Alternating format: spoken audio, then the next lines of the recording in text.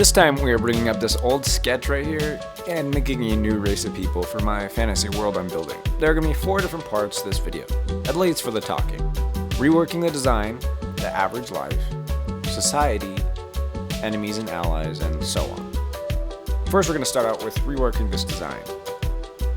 So while this video is going on, I'm drawing various sketches and things to refine the design in various ways. There's not all that much I can do to further that design because they're pretty simple to begin with. Basically a glorified stick figure or a more muscular stick figure. Some of the shape inspirations are a Moo from League of Legends and this guy from this game I've never played. Their eyes are kind of inset into their heads and their eyes glow. This allows them, or maybe not the glowing, but their eyes basically can see in the dark very, very well. And they're also harmed by bright light. They don't necessarily get damaged. I mean, I guess they would get damaged after a while of being out. But because of that, they would usually wear goggles when they're out and about in the sun, or even just around normal levels of light. For height, they're about 4 feet tall on average. And next up is their average life. Alright, their lifestyle is usually that of nomads. So they travel around with their family and they mostly keep to themselves within their groups. As far as the different trades they're usually in, they are most often merchants, but sometimes miners and spelunkers, treasure hunters, and engineers in various fields. But if you come across one, it's likely that you're coming across a merchant. For their homes, they live in airships. And now these are smaller than those pirate ones I did a couple videos ago. And if they don't live in ships, they live underground. They land their ship in a city or town to trade for a while, and then they move on to the next spot. The ship is large enough for a few families to fit in.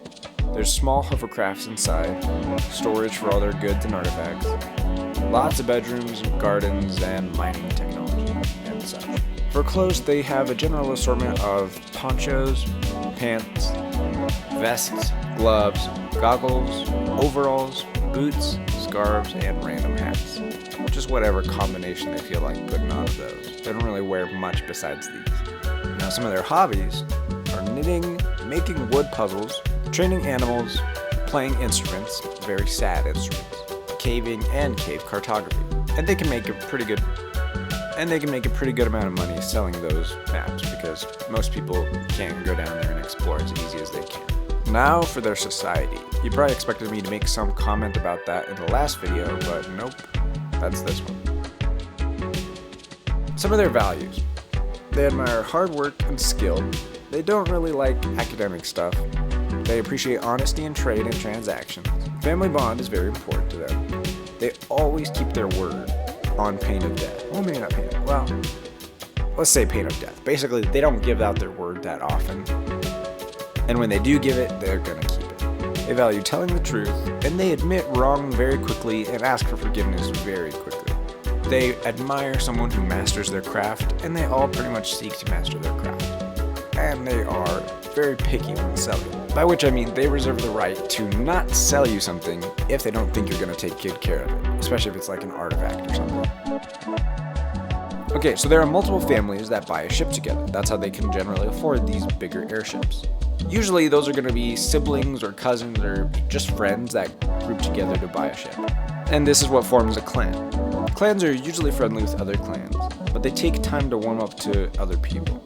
They only give birth to twins, so only 2 at a time. They never give birth to just 1 kid. And they generally have 4 to 8 kids. In their culture, only 2 kids is a bad thing. The kids in the clan are a part of the clan. They know their roles and they know their different jobs and duties, and they don't really seek to leave until they're a certain age. They also respect the authority of all the other adults on the ship, even ones that aren't their parents. All of them raise their kids together, but they still are individual families. For languages, they speak common, and usually do speak common, but they do have their own language, which I just haven't created yet. I'm not going to do it this video. Religion, again, I haven't created really any religions for this world yet, so I'll have to pass on that this time. Some of the weapons they carry around. Gem goo guns, like in that one video, usually in the form of turrets. Small H-blades, knives and daggers, hooks, crossbows, and groths. They train these things and take them around, kind of like bodyguards. These creatures are not sentient, and they just kind of train them to be for intimidation. intimidation. And if someone steals from them, they just send them after the thief, and that person's gonna drop what they're carrying pretty quick. Their allies include Beak Mask, which is someone who's been in several of my videos, these red guys, usually, most craftsmen and artisan guilds, and others I haven't introduced yet. Enemies, Beak Mask again, sometimes, depends on competition for something. Government officials, especially if they have issues with them landing in the city, or they try to tax their profits or something. There are others that I haven't introduced yet. But overall, they're mostly neutral with everybody. Everybody likes to buy from these guys. Factions and groups. Basically, all of these things fall under the category of Merchants Guild. With these guys, you pay a bit of a fee or a bit of a tax to be a part of the Merchants Guild, which basically comes with all of its own benefits. It comes with protection if you're in danger and all these other things. But you could also just not pay your dues and you could just be alone. So the alone are people that don't pay their dues. Then, qualified are people that have their seal of approval, especially in selling goods. And then the unqualified, which do not have this seal because they do not abide by the certain price setting rules and things like that. And sometimes those guys are going to have a few more forbidden items, let's say. And then another group would be the clans. So if two of them are talking to each other, or if someone else is asking them, they would basically say the clan that they're a part of is a mixture of the family names represented in the clan. This is a bit of a different video, more of a information dump, I guess you could say, but I really bit off more than I could chew because I had a day off of work earlier, and so I was like, oh yeah, this is going to be the best video ever. So I kind of bit off more than I could chew, and a lot of that day was spent like figuring out how to make the ultimate video. But then like later on I was like, oh wait, I'm really behind because I've been focusing more on the graphics and stuff and other things I could be doing than I was making like just a video.